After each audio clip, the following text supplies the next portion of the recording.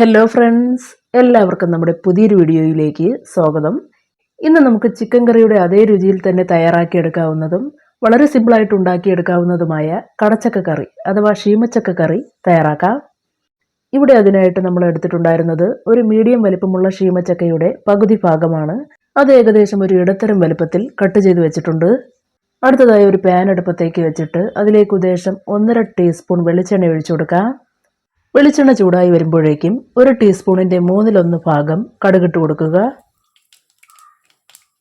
കടുകെല്ലാം പൊട്ടിത്തീരുമ്പോഴേക്കും അതിലേക്കൊരു 3 ഉണക്കമുളക് നുറുക്കിയതിട്ട് ജസ്റ്റ് ഒന്ന് മൂപ്പിക്കുക.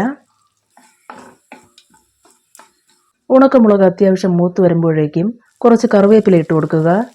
ഇനി ഈ കറിവേപ്പില ചെറുതായി ഒന്ന് മൂത്ത് വരുന്നത് വരെ നന്നായിട്ടൊന്ന് ഇളക്കി കൊടുക്കുക.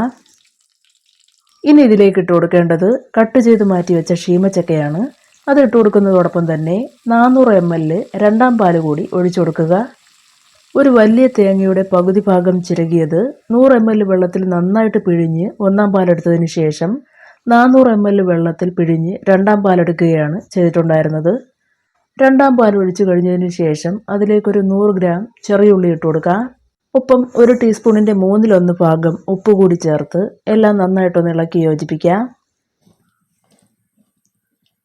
എല്ലാം നല്ലതുപോലെ മിക്സ് ചെയ്ത് വെച്ച് കഴിഞ്ഞ് ഈ ഷീമച്ചക്ക ഏകദേശം ഒരു 1/4 പരുവത്തിന് വെന്ത് കിട്ടുന്നത് വരെ പാൻ അടപ്പ് കൊണ്ട് അടച്ചു വയ്ക്കുക.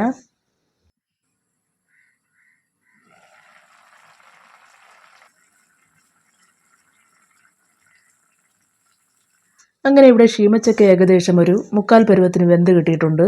ഇനി ഇതിലേക്ക് നമുക്ക് ചേർത്ത് കൊടുക്കേണ്ടത് ചിക്കൻ മസാലയാണ്. ഇവിടെ നമ്മൾ 2.5 ടീസ്പൂൺ ചിക്കൻ മസാലയാണ് എടുത്തിട്ടുള്ളത്. ഇത് ഈസ്റ്റേണിൻ്റെ ചിക്കൻ മസാലയാണ്. നിങ്ങൾക്കൊരു പക്ഷേ വേറെ ഏതെങ്കിലും ബ്രാൻഡിൻ്റെ ചിക്കൻ മസാലയാണ് ഇഷ്ടമെങ്കിൽ അത് വേണമെങ്കിലും ഉപയോഗിക്കാവുന്നതേ ഉള്ളൂ. ശേഷം എല്ലാം നന്നായിട്ടൊന്ന് ഇളക്കി യോജിപ്പിക്കുക. മസാലയും കറിയും എല്ലാം നല്ലതുപോലെ മിക്സ് ചെയ്ത് വെച്ചതിന് ശേഷം വീണ്ടും പാൻ അടപ്പ് കൊണ്ട് അടച്ചു വെച്ച് ഈ കഷ്ണങ്ങളെല്ലാം കറക്റ്റ് പരുവത്തിന് വേവിച്ചെടുക്കുക. അങ്ങനെ ഇവിടെ നമ്മൾ ചേർത്ത് കൊടുത്ത മസാലയും അതുപോലെ ഷീമച്ചക്കയും എല്ലാം കറക്റ്റ് പരുവത്തിന് വെന്ത് കിട്ടിയിട്ടുണ്ട്. ഇനി ഇതിലേക്ക് നമുക്ക് 100 ml ഒന്നാം പാല് ചേർത്ത് കൊടുക്കാം. ഒപ്പം തന്നെ 1 ടീസ്പൂണിൻ്റെ 1/3 ഭാഗം കുരുമുളക് പൊടി, 1/4 ടീസ്പൂൺ ഉപ്പ് എന്നിവ കൂടി ചേർത്ത് എല്ലാം ഒരിക്കൽ കൂടി നല്ലതുപോലെ മിക്സ് ചെയ്ത് കൊടുക്കുക. ഇവിടെ ഈ ചേർത്ത് കൊടുത്ത ഒന്നാം പാല് അത്യാവശ്യം തിളച്ച് വരുമ്പോഴേക്കും ഫ്ലെയിം ഓഫ് ചെയ്യാം. കൂടുതൽ നേരം തിളപ്പിച്ച് കഴിഞ്ഞാൽ കറി പെട്ടെന്ന് കുറുകിപ്പോകാനുള്ള ചാൻസ് ഉണ്ട്. അങ്ങനെ ഇന്നത്തെ സ്പെഷ്യൽ കടച്ചക്ക കറി റെഡി ആയിട്ടുണ്ട്. അപ്പോൾ എല്ലാവരും ട്രൈ ചെയ്ത് നോക്കുക. ഉച്ചയ്ക്ക് ചോറിനോടൊപ്പം കഴിക്കാൻ പറ്റിയ നല്ലൊരു ഐറ്റമാണ്. ഇന്നത്തെ വീഡിയോ പതിവ് പോലെ ഇഷ്ടമായിട്ടുണ്ടെങ്കിൽ ലൈക്ക് ചെയ്തേക്കുക. നന്ദി, നമസ്കാരം.